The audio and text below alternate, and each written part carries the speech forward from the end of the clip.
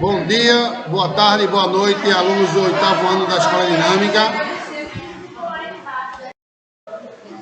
Vamos retomar aqui as nossas aulas gravadas, hoje falando do capítulo 9 do livro, da América Central, que é praticamente uma parte da América considerada uma parte insular. O que é uma parte insular, né? Uma parte composta basicamente por ilhas, né? É uma região extremamente dominada por uma área chamada Círculo de Fogo, Cinturão de Fogo, né? Ao qual existe ainda uma grande quantidade de vulcões ativos naquela região, e boa parte das suas ilhas são ilhas de origem vulcânica, né? A América Central é um elo de ligação entre a América do Sul e a América do Norte, né? Dividindo esses dois continentes, dois grandes blocos continentais. A América Central continental, quando eu digo continental, corresponde aos países que fazem parte do continente, porque existe a América Central continental e a América Central insular. A insular, que é composta pelas ilhas, né, que circunda aquela região ali do Caribe, né? Essa porção da América Central continental constitui-se um istmo consteado pelo Mar do Caribe, a leste, o Oceano Pacífico a oeste, que une as duas outras Américas. Atualmente é constituída por 7 países: Nicarágua, Costa Rica, El Salvador, Belize, colônia inglesa até 1981, quando tornou-se independente e trocou o nome Honduras Britânicas por Honduras, Guatemala e Panamá. Seus 523.780 km² de extensão começaram a ser formados ao longo da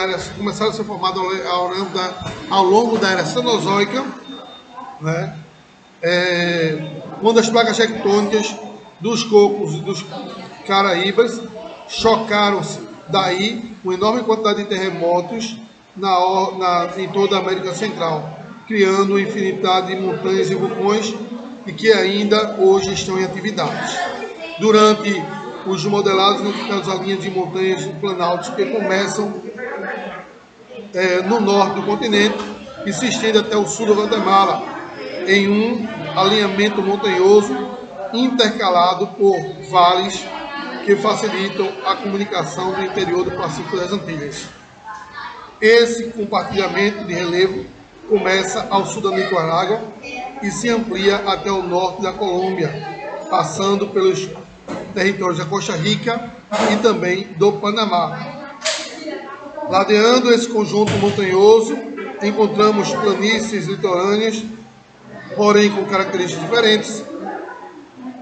As da vertentes pacífica são estreitas, enquanto as caribenhas são largas e unidas. Entretanto, pântanos, contudo, ambas servem de desaguadouros para os rios como o Motagua e o San Juan, que descem das áreas montanhosas e escoam nas regiões dos vales do Caribe. O clima dessa região tropical úmido, com chuvas abundantes, temporal e temperaturas elevadas, porém, nas regiões de montanhas e cordilheiras do Planalto, o clima torna-se frio e subtropical. Essa configuração climática estimulou o predomínio de densas florestas tropicais, que em grande parte foram devastadas ao longo dos séculos de colonização e pelo imperialismo dos Estados Unidos. Porém, também podemos encontrar trechos de estepes e áreas de florestas de pinheiros localizadas na área de relevo elevado, porque nas áreas de montanhas, a altitude acaba influenciando no clima. A cada 100 metros que você sobe a montanha, a temperatura cai meio grau. E aí eu vou ter uma área de clima de exceção dessa região. Já nas áreas de climas tropicais, nas áreas que estão ao nível do mar, e próximo ali do Equador, ao qual favorece um clima muito parecido com o clima brasileiro, né? Tanto é que as frutas que se tem nessa região do Caribe são basicamente frutas tropicais. Como a gente vai falar aqui da República das Bananas, que diz o seguinte: centro da civilização maia, o povo extremamente avançado e sofisticado. Foi deixado pela margem durante muitos anos, visto que as ilhas caribenhas eram mais produtivas, principalmente no que diz respeito à produção de açúcar, implantando no início do século XVI. Essa região se viu de palco para impulsos de piratas ingleses e franceses que extraíam pau-brasil e outros produtos tropicais para a comercialização da Europa. Com o passar do tempo, uma empresa estadunidense, United Fruit Company, passou a adquirir diversas áreas onde implantou gigantescas plantations de açúcar, café, algodão, frutas tropicais como abacaxi, laranja e principalmente a banana, para exportá-los aos Estados Unidos, à Europa, para garantir a compra de terras de preços baixos, as vantagens fiscais. A United Fruit manipulou a política regional, colocando e tirando ditadores do poder de acordo com os seus interesses. Por isso, a dominação pejorativa de República das Bananas, esta ainda é uma base da economia desse país, ou seja, a banana é a base da economia dos países que constituem a região do Caribe, né? Que não, por acaso, tem como seu principal parceiro econômico os Estados Unidos, que absorve cerca de 50% das suas exportações. O processo de independência começou no início do século XIX, quando a Nicarágua, Costa Rica, El Salvador, Honduras, Guatemala se libertaram do domínio espanhol. Penetrou pelo século XX, quando em 1903, com auxílio dos Estados Unidos, uma parte da Colômbia se separou, formando o Panamá. E só findou em 1981, quando Honduras e britânicos se libertaram da Inglaterra, criando a atual Belize. Contudo, esses países passaram para a esfera de dominação dos Estados Unidos, que instalaram no poder diversas ditaduras que só começaram a desaparecer a partir da Revolução Sandista na Nicarágua em 1979. A América Central Insular. Aí agora a gente vai falar das ilhas existentes naquela região da América Central, que são muitas, não são poucas. Conjunto de ilhas localizadas ao norte do Mar do Caribe. Esta região foi formada geologicamente por intensa atividade vulcânica, que criou diversas cadeias de montanhas submarinas e suas atuais ilhas.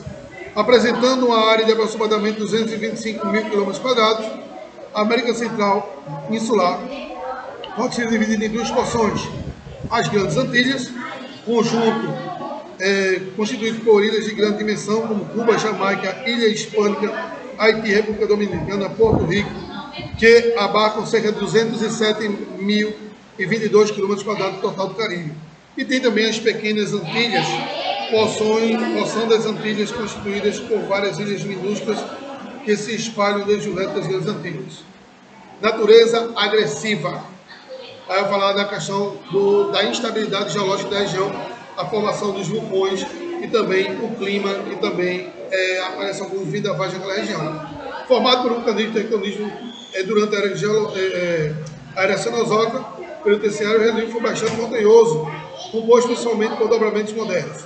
O clima tropical quente e úmido sofre influência dos ventos alísios e da passagem de correntes marítimas quentes que, justamente com a disposição do relevo, cada ilha de cada região criam áreas muito úmidas, geralmente cobertas por densas florestas e áreas de baixa umidade, onde surgem trechos de estepes e savanas. República das Bananas 2. Nessa porção do mundo, a ocorrência de fatos significativos para a história da humanidade foi as Antilhas, mais precisamente na ilha Hispaniola, no ano de 1469, que o venezuelano Cristóvão Colombo descobriu um novo mundo. Foi nessa porção da América que por um equívoco de Colombo, surgiu o termo índio, uma vez que o veneziano serviu a Espanha, passando a ter chegado às Índias. Foi nessa parte da América que ele, a primeira vez, um índio morreu pelas mãos do europeu. E foi nessa região da América que foi implantada a primeira experiência socialista da América.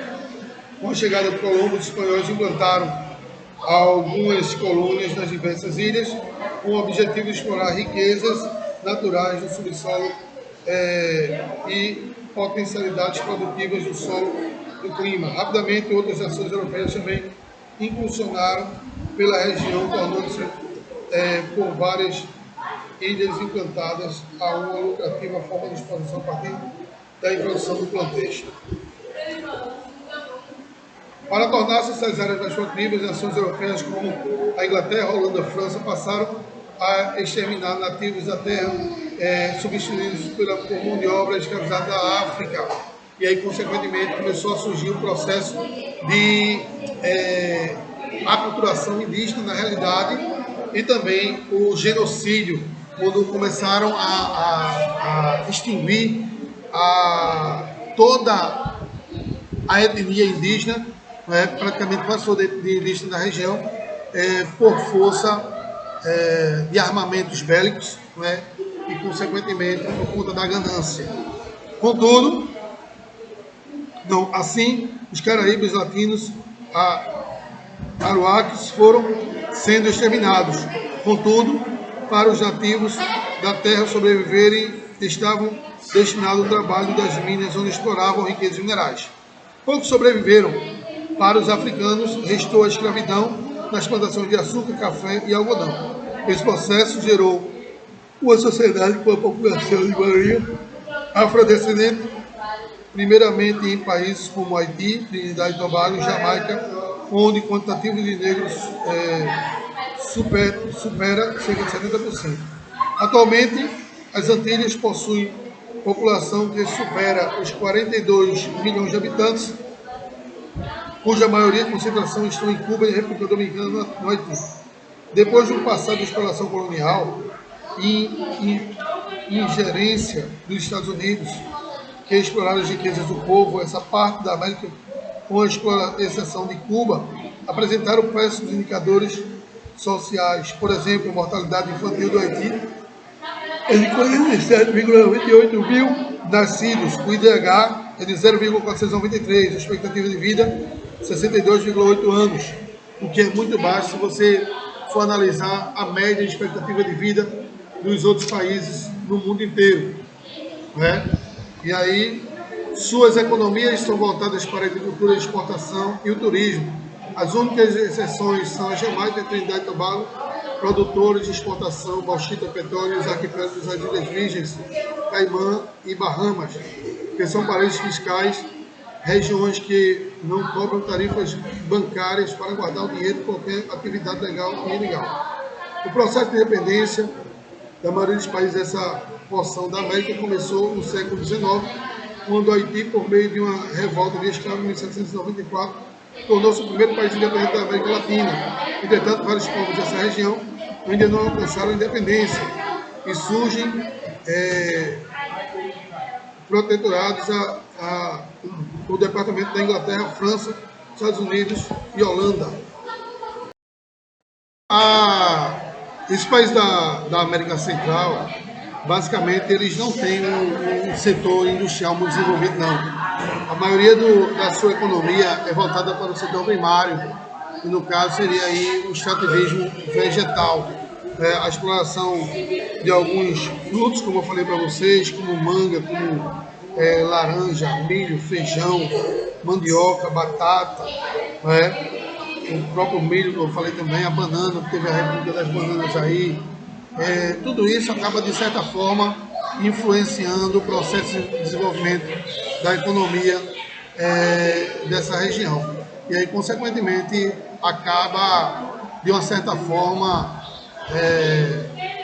promovendo esse desenvolvimento econômico do continente americano, da parte central, já que é composto por pequenas ilhas, o setor industrial ele não tem esse poderio tão grande, que de certa forma eles têm que se virar de alguma coisa, de alguma forma, e consequentemente eles se viram a partir do processo de desenvolvimento do setor agropecuário, né, na realidade agrário, onde começam a investir essa questão aí. O solo também é um tanto quanto fértil, um solo basáltico, né, que de uma certa forma acaba influenciando esse crescimento econômico da agricultura, que por ser vulcânica a região, acabou fertilizando mais ainda o solo, promovendo assim esse processo de crescimento econômico na região.